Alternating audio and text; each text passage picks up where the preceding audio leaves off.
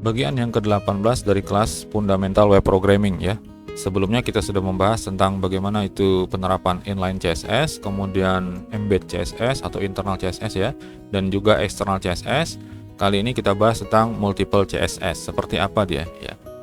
Oke, jadi pemanggilan CSS itu bisa dilakukan secara keseluruhan ya, bisa semua cara bisa kita lakukan ya.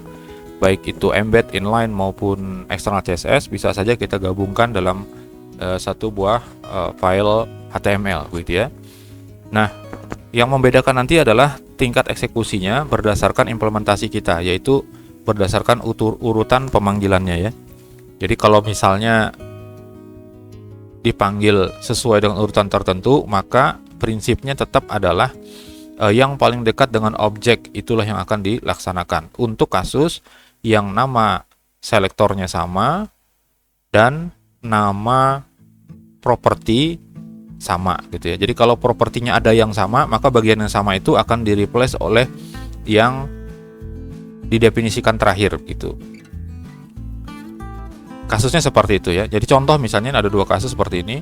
Pertama, kita di dalam halaman HTML kita memanggil external CSS yang di dalamnya ada kelas bernama ada selektor dalam bentuk kelas yang bernama judul dengan properti dan value-nya colornya black gitu ya. Lalu di bawahnya, di bawah pemanggilan external CSS tadi kita masukkan embed CSS ya. Kita taruh di situ kode CSS menggunakan style, tag style yang ada di bagian head ya. Nah, kita kasih nama dia kelasnya juga sama judul gitu, dan propertinya sama dengan yang di atas itu color juga, tetapi value-nya beda yaitu blue misalnya gitu ya. Nah, maka kalau hanya sampai sini yang berlaku nanti pada saat kelas judul dipanggil warnanya adalah biru, adalah blue warnanya.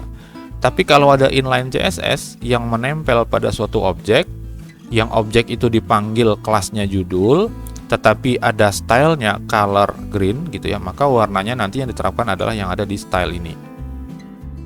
Nah, begitu juga sebaliknya kalau ternyata kita nyusunnya salah nih ya, embed dulu dengan judul yang warnanya merah, kemudian dipanggil file eksternal yang di dalamnya itu ada juga kelas judul tetapi warnanya beda, warnanya oranye gitu ya.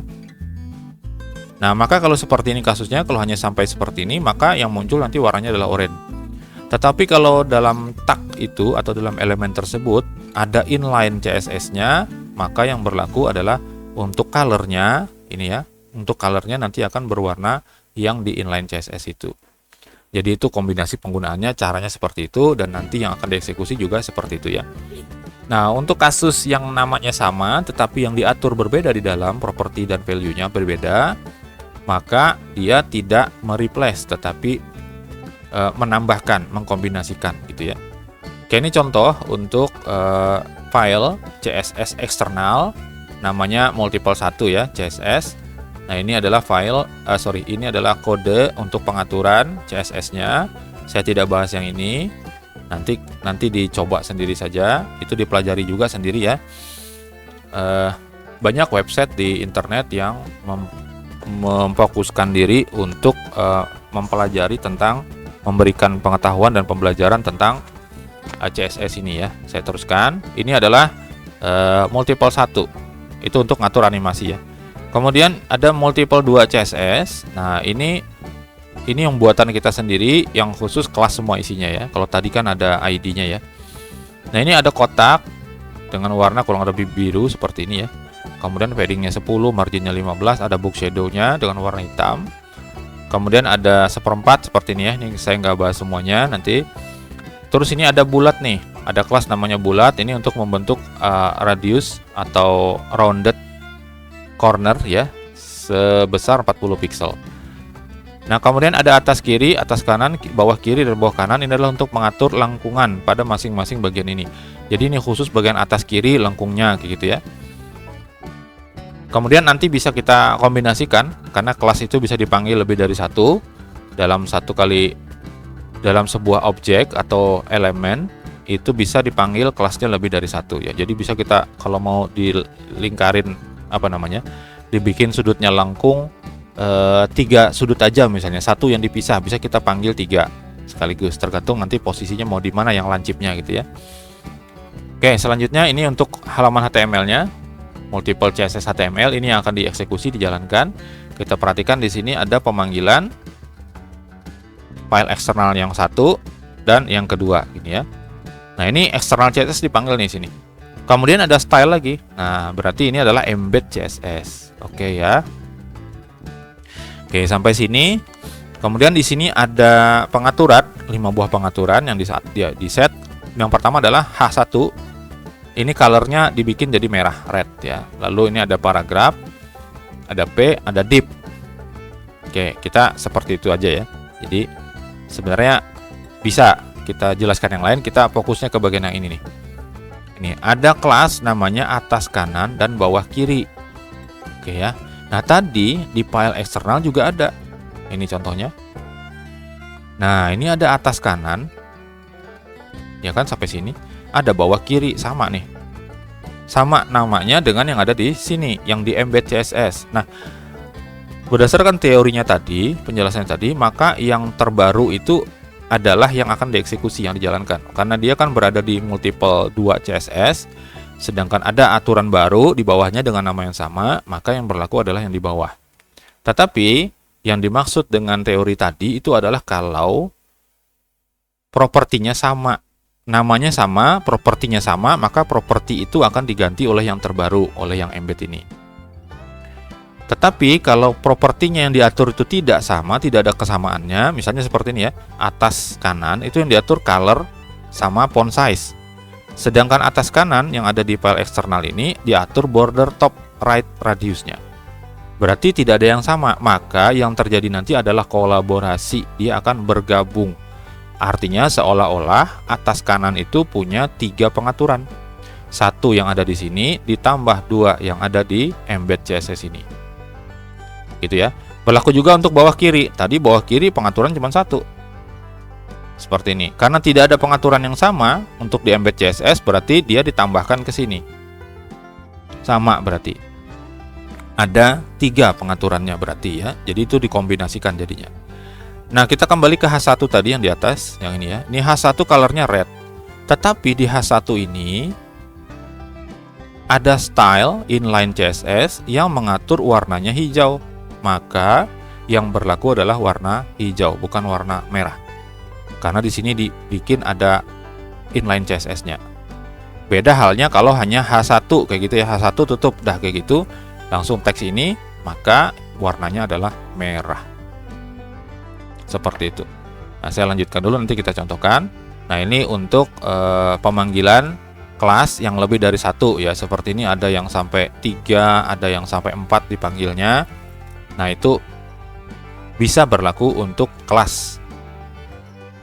Ya, untuk kelas. Kalau ID dia nggak bisa, dia hanya 1 saja. Jadi kalau kelas dia bisa, tergantung mana yang manggil, perluannya apa. Oke, seperti itu dia bisa ya. Nah, saya contohkan tampilannya dulu. Multiple CSS ya. Ini saya enter saja langsung. Saya tampilkan di browser. Dia buka browser dulu ya. Oke, ini tampilannya seperti ini. Nah, ini ada animasi ya.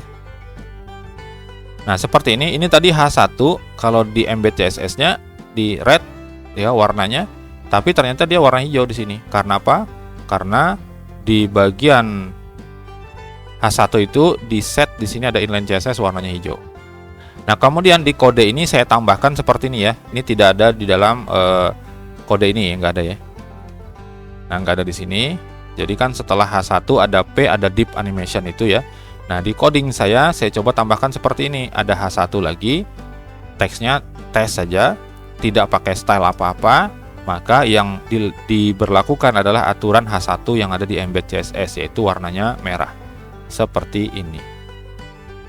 Kalau saya tambah lagi H1 lagi, ya maka dia warnanya ini. Gitu. Nah, adapun yang lain, ini yang pemanggilan lebih dari 1 ya. Seperti di atas ini misalnya, itu kodenya adalah kotak bulat. Maka dia membentuk tampilan kotaknya, ada kotaknya maksudnya ada bayangannya, kemudian ada bulat dipanggil, itu bulat ada di sini. Mana dia sini ya. Nah, ini ada kotak sama bulat nih, kotak yang ada box shadow-nya. Kemudian untuk bulat khusus bikin lengkungan aja. Nah, sehingga tampillah dia seperti ini. Adapun yang lain itu kotak, kemudian atas kiri dan seterusnya atas kanan dan lain-lain dengan warna-warna yang di-set ya pada codingnya masing-masing seperti ini ya. Kenapa kok bisa ada warna merahnya di situ misalnya ya? Ya karena kita lihat di sini. Ini ya.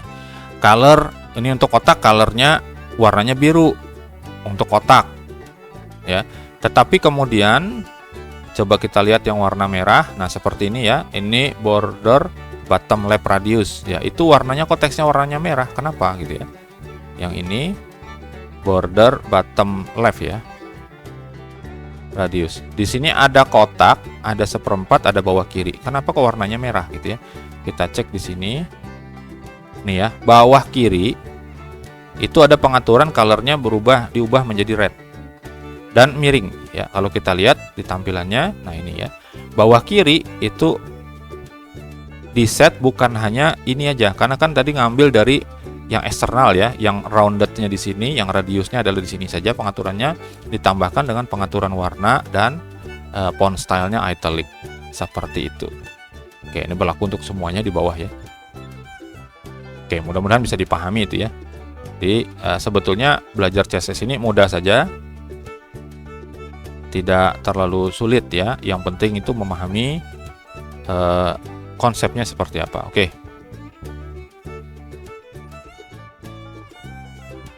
Itu untuk menunjukkan tadi contoh tentang derajat kardinalitas yang mana kode yang akan digunakan ya.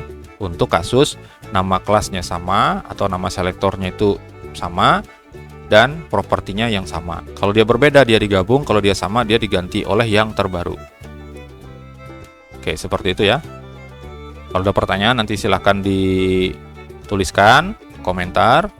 Untuk Kotlab-nya silahkan di-download ya pada link yang saya sertakan di bawah. Sandinya untuk mau akses link tersebut ada di bagian materi keempat. Nah, kita masuk ke bagian ke-19 yaitu mengenal CSS Framework.